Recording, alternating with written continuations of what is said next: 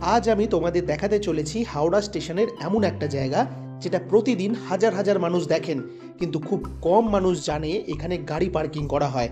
হ্যাঁ বন্ধুরা, হাওড়া স্টেশনের ঠিক সামনে গঙ্গার ধারে একটা বড় পার্কিং স্পেস আছে, যেখানে তোমরা সহজেই প্রাইভেট কার বা বাইক পার্ক করতে পারো।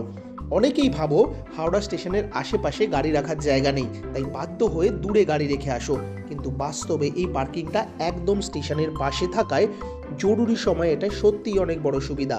সাধারণ দিনে হয়তো অনেকের প্রয়োজন হয় না, কিন্তু যখন তোমাকে হঠাৎ করে কাউকে স্টেশন থেকে আনতে হয় বা পরিবারের কেউ অসুস্থ, এমন এমার্জেন্সি পরিস্থিতিতে এই পার্কিং স্পেসটা একেবারে বাধ্যতামূলক হয়ে দাঁড়ায়। আর শুধু স্টেশন নয়, এই এলাকাতেই রয়েছে রেল মিউজিয়াম, একটি জনপ্রিয় রেল কোচ রেস্টুরেন্ট।